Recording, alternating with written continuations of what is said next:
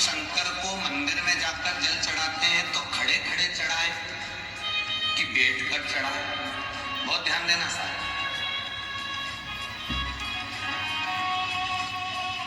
शंकर में मंदिर में जाकर हम भगवान शंकर को जल चढ़ाएं तो खड़े होकर चढ़ाएं कि बैठकर चढ़ाएं?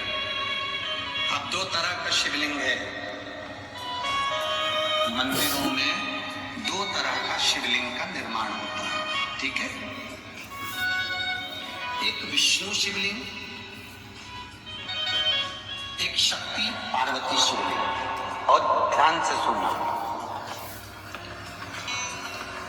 दो तरह का शिवलिंग मंदिरों में होता है, दो तरह का शिवलिंग मंदिरों में होता है, समझ लेना बहुत अच्छी तरह से। एक शिवलिंग वो होता है जो जमीन पर डायरेक्ट जलाधारी रहती है, शिवलिंग रहता है, ऐसी जलाधारी पूरी की पूरी, और शिवलिंग जमीन पर रखा रहता है, भूमि पर रखा रहता है, डायरेक्ट जमीन पर।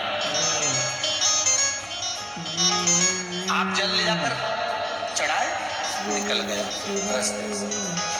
एक शिवलिंग जो जमीन पर डायरेक्ट शंकर भगवान की जलाधारी और शिवलिंग रखा रहता है वो शक्ति शिवलिंग कहलाता है।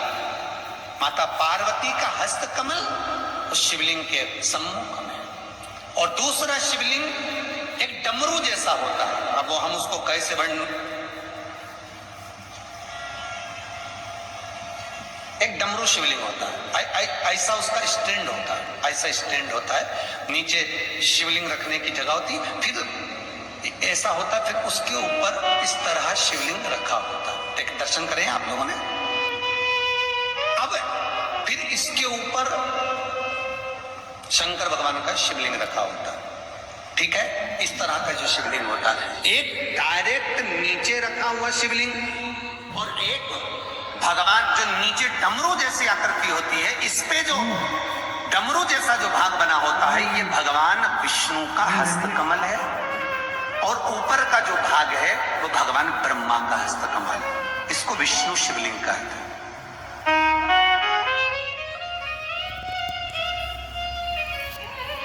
इसको हरीश्वर महादेव भी कहा जाता है। कौन सा महादेव कहते हैं? हरि सर्वेश्वर महादेव। हरीश्वर महादेव भी कहते हैं, हरि सर्वेश्वर भी कहते हैं। तो डमरू जैसा जो शिवलिंग का निर्माण हुआ है मंदिर में, अगर शिवलिंग ऊंचा है, शिवलिंग थोड़ी सी हाइट पर है, ऊंचाई पर है, और डमरू जैसा भाग फिर उसके ऊपर जलाधारी के बाद शिवलिंग निर्माण किया गया है, तो वो विष्णु शिवलिंग कहलाएगा, वो हरीश्वर शिवलिंग कहलाएगा, वो हरि वंश शिवलिंग कहलाएगा, हरीश्वर कहलाएगा। और जो डायरेक्ट सीधे जो रखा हुआ है, 12 ज्योतिर्लिंग के अगर आप दर्शन करेंगे तो कहीं पर भी आपको विष्णु शिवलिंग नहीं मिलेगा, केवल एक नागेश्वर को छोड़कर। कहां पर छोड़कर? जम के बोलिए, केवल एक नागेश्वर। नागेश्वर को छोड़कर बाकी के जितने 12 ज्योतिर्लिंग में शिवलिंग के दर्शन करोगे सब शक्ति शिवलिंग मिलेंगे, सब जमीन पर। आप जितने भी देखेंगे, काशी का देखेंगे, महाकालेश्वर देखेंगे तो डायरेक्ट जमीन पर जलाधारी बनी है, महाकाल बाबा की डायरेक्ट जमीन पर बनी है, कोई ऊंचाई नहीं है, डायरेक्ट जमीन पर फिर शिवलिंग है। ओमकारेश्वर देख लीजिए, ममलेश्वर देख लीजिए, आप चाहें तो विश्वनाथ देख लीजिए, डायरेक्ट जमीन पर। सोमनाथ देख लीजिए, डायरेक्ट जमीन पर। केदारेश्वर देख लीजिए, डायरेक्ट जमीन पर। भीमाशंकर, वैद्यनाथ, डायरेक्ट। आप वेदनाथ जी के लाइव प्रसारण कभी चालू कर देखना, डायरेक्ट जमीन पर, डायरेक्ट।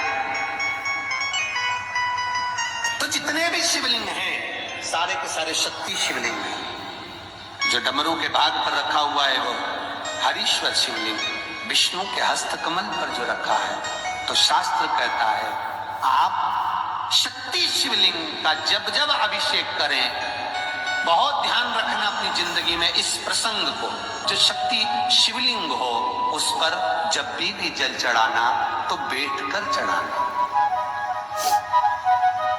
बैठकर चढ़ाना। शक्ति शिवलिंग पर जब भी जल चढ़े, भले शिवलिंग कितना भी ऊंचा हो, कितना भी ऊंचा हो, तो संगी से चढ़ा दो, पर जल बैठकर चढ़ाए।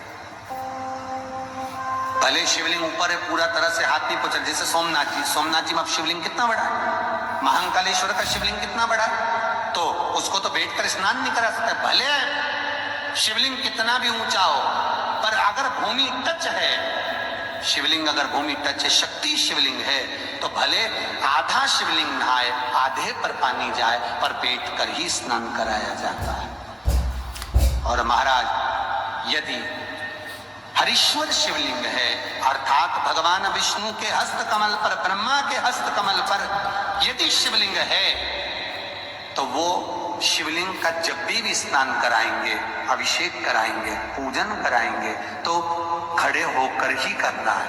और खड़े होने का भी तरीका होता है, दोनों चरण बराबर में रखकर कभी भी शंकर भगवान के शिवलिंग का स्नान नहीं कराया जाता।